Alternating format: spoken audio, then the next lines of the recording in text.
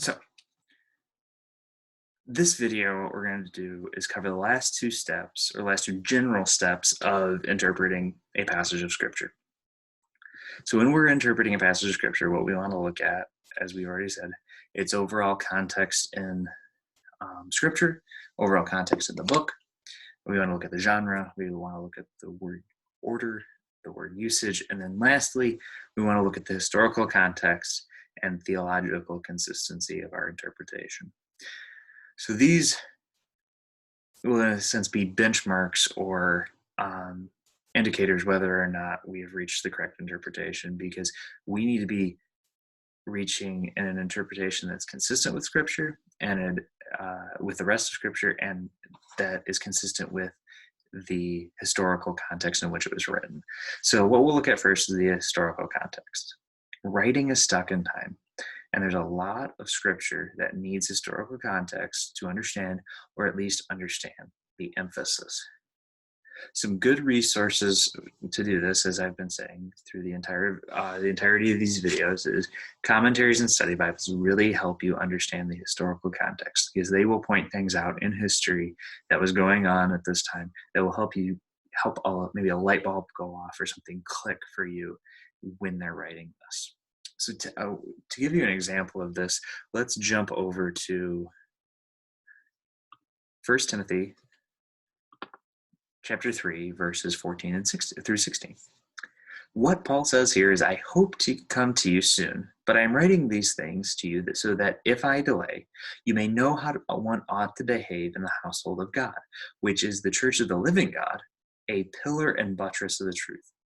Great indeed, as we confess, is the mystery of godliness. He was manifested in the flesh, vindicated by the Spirit, seen by angels, proclaimed among the nations, believed on in the world, taken up in glory. So while it might not seem that, this is a pretty straightforward passage, it can almost be understood without the general sense, understood without historical context. But what we miss when we miss the historical context is the emphasis. So what I'm going to do is just like an example of what we've been doing. I'm going to go to my MacArthur Study Bible. So what I've got is on my phone, and I'm going to look up verse 15 in the study notes for pillar and buttress. And what MacArthur writes here is, Paul's imagery may have referred to the magnificent temple of Diana or Artemis in Ephesus, which was supported by 127 gold-plated marble pillars. The word, looking at the word pillar. So it talks about in this passage that the pillar and the buttress, that the church is the pillar and buttress of the truth. That would have struck something in the Ephesian readers for Timothy and the church in Ephesus that Paul was writing in the context of. So Timothy was in Ephesus at this time, ministering to the church at Ephesus.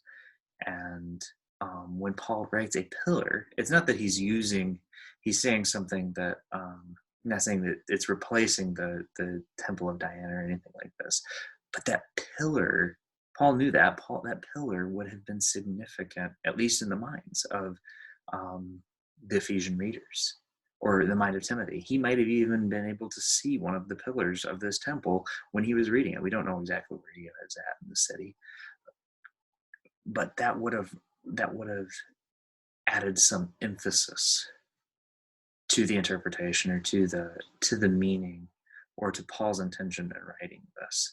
So that's what you want to keep in mind, is the historical context. So when we think of the historical, or after historical context, the very last step you want to get to is the importance of theological consistency. And what I mean by that is there's one unified mind behind Scripture. There are many authors, but they are inspired by one God. Now, when I say consistency, I'm not saying that there won't be things that won't question your current beliefs, or there won't be things that don't challenge your traditions. There may be tension in Scripture. The one that comes to mind most often is the idea of human responsibility and God's sovereignty. Those things cannot contradict each other.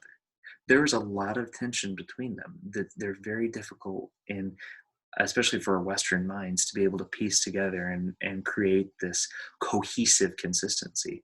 Yet there's tension in the midst of our understanding of them from Scripture, no matter side of the um, what side of the aisle you fall on in those issues. There's going to be tension, and um,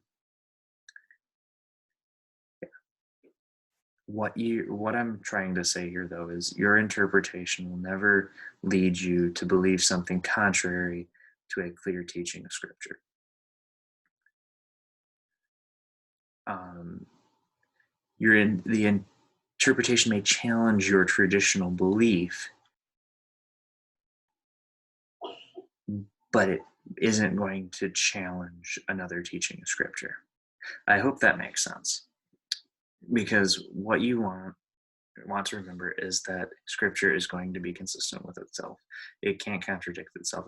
It comes from the perfect mind of God, in whom there is no confusion. So, just to sum it up, sum this video up, you want to understand the historical context. You do that through commentaries and study Bibles. There are other resources out there, but those are the main ones. And then you want your interpretation to be consistent with the rest of Scripture. If it's contradicting the rest of Scripture, you're going to have some issues. So again, I hope this video was a blessing to you, and I hope I see you next time.